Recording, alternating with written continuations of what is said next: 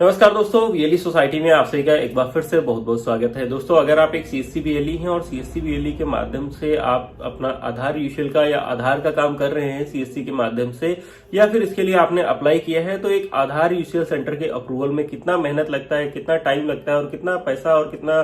Patience रखना पड़ता है, ये सब आपको बताने की जरूरत नहीं है। लेकिन दोस्तों, ऐसे में बीच बीच में हमें जो बहुत ये दुर्भाग्यपूर्वक जो है न्यूज सुनने में आती है कि आज इतने सारे ऑपरेटर्स इनएक्टिव हो गए, इतने सारे डीएक्टिवेट हो गए और इतने सारे लोगों का एसोसिएशन जो है इनवैलिड हो गया है। तो ये दोस्तों किस वजह से होती है, और अगर आप भी एक सीएससी वीएलई हैं और आपका जानकारी के अभाव में दुर्भाग्यपूर्वक आधार यूशियल का जो सुपरवाइजर है इनवैलिड हो गया है, इनएक्टिव हो गया है, ब्लैकलिस्टेड हो गया है, तो उसको कैसे आप दोबारा से, अभी जो इससे कि ट्रेनिंग का प्रोसेस चल रहा है कि जो भी इनएक्टिव या इनवैलिड सुपरवाइजर हैं उनको दोबारा से ट्रेनिंग करवा के उनको एक्टिव किया जाएगा, उसके बारे में बताएंगे। लेकिन उससे पहले इंपॉर्टेंट कि जो सीएससी वीएलई भाइयों का अभी आधार यूशियल चल रहा है, तो ऐसी कौन कौन सी गलतियां हैं जिनके कारण नॉर्मली लोगों का आधार यूशियल का काम या आधार का काम जो है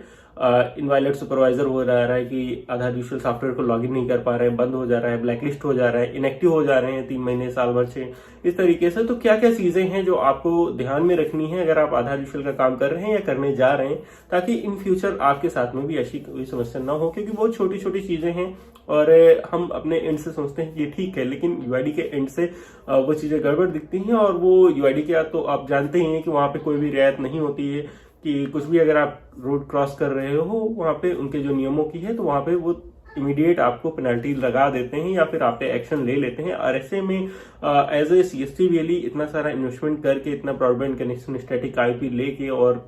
सारी चीजें करने के बाद फिर जाके इस तरीके की चीजें होती हैं, तो थोड़ा सा काफी तकलीफ होता है एज ए सीएससी वीएलई और जहां से भी आप इन्वेस्टमेंट करते हैं उसमें। तो यहाँ पे सबसे पहली चीज जो आपको ध्यान में रखनी है दोस्तों, कि बहुत सारे दोस्तों को अभी 14 नवंबर में जो डीएक्टिवेट हुए हैं या इनवैलिड सुपरवाइजर एसोसिएशन हुआ है उनका, उनमें एक चीज कॉमन है कि ज्यादातर लोगों ने डॉक्यूमेंट्स को लेकर उनका सस्पेंशन हुआ है। अभी मैं आगे स्क्रीन पे भी दिखाऊंगा कि वहां पे उनको बोला गया है कि आपके लो क्वालिटी डॉक्यूमेंट्स की वजह से या डॉक्यूमेंट सही स्कैन ना होने की वजह से आपको 3 महीने के लिए इनएक्टिव किया गया है, इनवैलिड सुपरवाइजर कर दिया गया है, और 3 महीने के बाद आपको ट्रेनिंग करवा के दोबारा से एक्टिवेट किया जाएगा। लेकिन तब तक आपको इधर उधर कहीं भी मेल करने की जरूरत नहीं है, किसी को भी फोन करने या किसी को पैसे देने की जरूरत नहीं है। ये चीज जरूर ध्यान रखिएगा, किसी को पेमेंट मत करिएगा आधार के संबंध में किसी भी चीज को लेके, अदरवाइज आपका पैसा भी चला जाएगा, आपका कोई भी काम नहीं होगा। ठीक है, तो सबसे पहली चीज है कि आपको जो भी डॉक्यूमेंट्स लेने हैं तो बहुत ही स्पष्ट रूप से जो भी यूआईडी का फॉर्मेट है, अगर किसी के पास डॉक्यूमेंट नहीं है तो उसको भी ऐसा नहीं कि सिर्फ प्रधान वाले ही आप लगाते जा रहे हो। अलग अलग स्कूल वाले बच्चे हैं तो स्कूल से करवा लीजिए, प्रधान से होने वाले हैं वैसे प्रेफर करिए कि ऑनलाइन जो आइडेंटिटी प्रूफ या एड्रेस प्रूफ वेरीफाई हो सकते हैं, जैसे कि निवास प्रमाण पत्र हो गया, जाति प्रमाण पत्र हो गया, वोटर आईडी हो गया, या इस तरीके की जो भी चीजें, या हाई स्कूल इंटर का मार्कशीट वगैरह होता है, जो भी चीजें ऑनलाइन वेरीफाई करी जा सकती हैं, जन्म प्रमाण पत्र वगैरह, वो प्रेफर करिए लगाने को। इससे आपको ये डॉक्यूमेंट वाली जो समस्या आती है वो नहीं आएगी। ठीक है, दूसरे दोस्तों, कई सारे सीएससी वीएलई भाइयों को जैसे कि आधार यूशियल चालू हुआ तो वहां पे उनको ये जानकारी का अभाव था कि उनके सेंटर पे आधार जो काम चल रहा है उसके लिए एक वेरीफायर होना चाहिए, जो सारे जो डॉक्यूमेंट्स आएंगे उनको वेरीफाई करेगा, और वो जो सारे डॉक्यूमेंट्स जो भी फॉर्म है, आपने देखा होगा कोने में एक वेरीफायर का ऑप्शन दिया रहता है, वहां पे अपनी मोहर लगाएगा और उसको साइन करेगा कि यहाँ पे हमने ये ओरिजिनली जो डॉक्यूमेंट्स हैं, वैसे तो आपको ओरिजिनल अपलोड ही करने हैं, लाइक फोटोकॉपी तो आपको अपलोड ही नहीं करनी। अगर आपको नहीं पता था तो आगे से ध्यान रखिएगा कि आपको जब भी डॉक्यूमेंट्स अपलोड करेंगे उसमें ओरिजिनल डॉक्यूमेंट ही अपलोड करना है, उसका फोटोकॉपी वगैरह बिल्कुल भी अपलोड मत करिएगा। दूसरी चीज क्या है कि जब भी आप आधार एनरोलमेंट फॉर्म देखते हैं वहां पे वेरीफायर का जो ऑप्शन रहता है, आपके आसपास कोई भी गवर्नमेंट सर्विस से जो रिटायर्ड हैं ऐसे सिटीजन, उनको जो है क्या करेंगे, आप अपने आधार सेंटर पे एज ए वेरीफायर नियुक्त कर सकते हो। उनका एक स्टैंप बनेगा जिसपे उनका मोबाइल नंबर रहेगा, क्या नाम है उनका, कहाँ से रिटायर हुए, इस तरीके की चीजें उसमें मेंशन रहेंगी, और वो सारे डॉक्यूमेंट्स जो भी आधार के लिए आएंगे उनको देख के कि हाँ इनका ये डॉक्यूमेंट सही है, और जिसने भी प्रमाणित किया है उससे कॉल करके वेरीफाई कर लेंगे। क्योंकि अगर यूआईडी करेंगे वो मना कर देंगे, फिर ऑपरेटर के ऊपर भी चीजें आती हैं। ठीक है, तो वो वेरीफाई करके पहले से लगा के भेजेंगे। तो ऐसे में वेरीफायर वाला भी चीज जो है उसकी कारण भी आपका जो इनएक्टिव होता है या इनवैलिड होता है वो बच जाएगा। ठीक है, अगली चीज है दोस्तों यहाँ पे कि आपके जो भी बहुत सारे सीएससी वीएलई भाई हैं उन्होंने जैसे कि आपको नहीं पता तो बता देता हूं कि जब भी आपका आधार यूशल चालू होता है वहां पे आपको एक रजिस्टर मेंटेन करना होता है, और वो रजिस्टर मेंटेन करके जितने भी लोगों का आप अपना आधार बनाते हैं, संशोधन करते हैं, उनका डिटेल, मोबाइल नंबर वगैरह, उसका फॉर्मेट नीचे डाउनलोड लिंक मिल जाएगा, वहां से जाके देख लेना। डाउनलोड करके आप उसको अपना एक रेगुलर रजिस्टर मेंटेन करिए कि क्या चीजें उन्होंने चेंज करवाई हैं, किस तरीके से क्या चीजें हैं, और वो चीजें आपको एज अ रिकॉर्ड रखनी है। कोई भी आएगा आपसे रजिस्टर मांगेगा, अगर रजिस्टर नहीं हुआ तो वैसे में भी आपका आधार यूशल पे जो है इफेक्ट आता है, वो डीएक्टिवेट कर दिया जाता है, बंद कर दिया जाता है। सीएससी की तरफ से भी या यूआईडी की तरफ से कोई भी टीम आ सकती है आपके पास में, ठीक है। दूसरी चीज क्या है, आपको सेंटर पे ध्यान रखनी है, एक सेंटर के बाहर आपका साइनेज या बोर्ड लगा होना चाहिए आधार का, डाउनलोड फॉर्मेट में मिल जाएगा किस तरीके से प्रिंट करवाना है। सेंटर के अंदर भी लगा होना चाहिए। और एक काफी कंफ्यूजन रहता है बीएलईस को कि संडे को बनेगा नहीं बनेगा, किस दिन छुट्टी करें किस दिन नहीं छुट्टी करें। तो देखिए, आप जो है सुबह जितने बजे भी आपका सेंटर खुलता है, मान लीजिए 8 बजे खुल जाता है, 9 बजे, तो कोशिश करिए 9 बजे के बाद ही आप एनरोलमेंट स्टार्ट करो। और नॉर्मली सभी सीएससी सेंटर 9 बजे ही स्टार्ट होता है, और 9 से आप जो है 5-6 जितना भी आप 6 बजे तक मैक्स ले लीजिए कि 6 बजे तक ही हमें करना है। इनकेस यूआईडी की ट्रेनिंग में जैसे बताया गया कि आप थोड़ा सा अगर डिले हो जाता है 10-5 मिनट तो 6:30-7 कर लीजिए, लेकिन इससे आगे बिल्कुल भी मत ले जाइए। वैसे कोशिश करिए कि 6 बजे तक ही आपके जितने भी केसेस हैं वो हो जाएं, ठीक है। और इसके अलावा क्या रहता है कि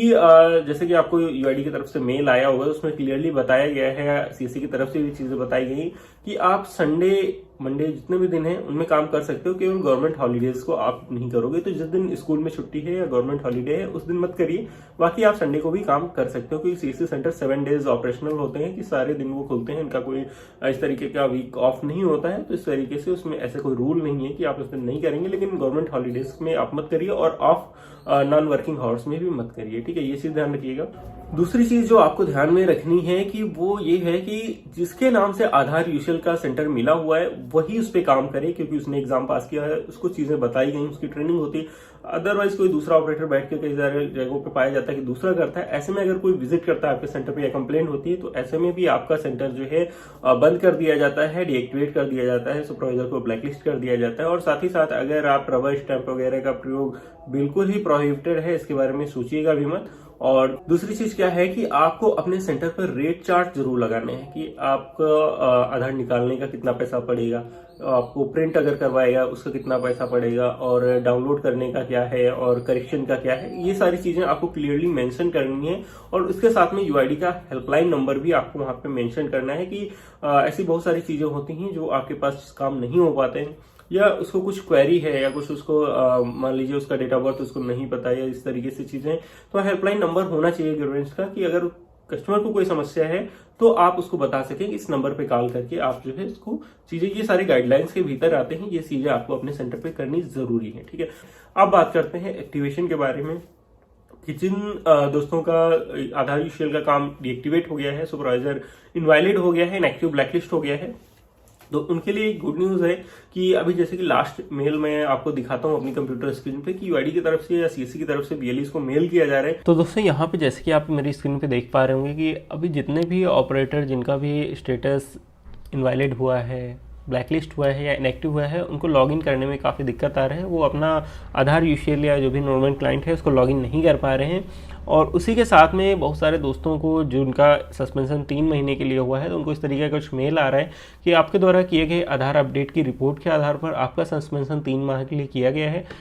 अधिक डॉक्यूमेंट एरर के अंतर्गत, जिसके अंतर्गत हम आपकी ट्रेनिंग यूआईडी ऑफिस से कराएंगे। तब तक के लिए वेट करें, हम आपको जल्द ही सूचित करेंगे। किसी प्रकार का ईमेल या अन्य किसी को कुछ भी भेजने की आवश्यकता नहीं है, ठीक है। तो कहने का मतलब, अगर आपको मेल आया है कि आपको कितने दिन के लिए सस्पेंड किया गया, उसमें 3 महीने का जिक्र है, तो आप उम्मीद कर सकते हैं कि बहुत जल्दी जब भी आपका ट्रेनिंग करवाया जाएगा यूआईडी की तरफ से, तो आपको जो है उसमें ट्रेनिंग करवाने के बाद आपको बहाल कर दिया जाएगा, दोबारा से आप इसमें काम कर पाएंगे। लेकिन अभी अगर आपको 1 ईयर या इस तरीके से चीज़ें की गई हैं, तो ऐसे में दोस्तों क्या है कि अगर आपको ट्रेनिंग के लिए मेल किया जाएगा यूआईडी की तरफ से या सीएससी की तरफ से,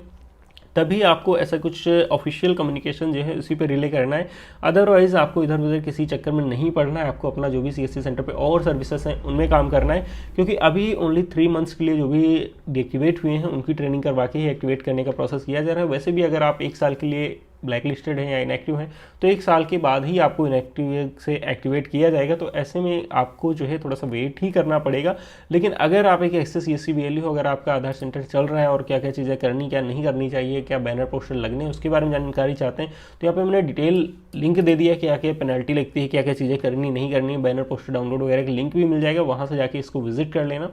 तो ये आई थिंक काफ़ी अच्छी पहल है और इसमें अगर आप एक CSC BLE हो तो कहीं भागदौड़ करने की या किसी को कांटेक्ट करने की जरूरत नहीं है। आपको खुद ही मेल आएगा CSC की तरफ से जब भी जिन तरीके के जैसे 1 साल वालों का एक्टिवेशन होना है, 3 महीने वालों को होना है, इस तरीके से वो जब भी वहां से स्लॉट्स मिलते हैं फिर आपको मेल आता है और इसमें आप ट्रेनिंग ले सकते हैं दोबारा से और दोबारा से आपका आधार सेंटर चालू हो जाता है। तो ये कुछ अपडेट था दोस्तों, आशा करता हूँ आपको अच्छा लगा होगा, यूजफुल रहा तो वीडियो को लाइक करने के साथ बाकी दोस्तों को पहुंचाना बिल्कुल मत भूलिएगा। मिलते हैं ऐसे किसी नए वीडियो में, तब तक के लिए बाय बाय, जय हिंद।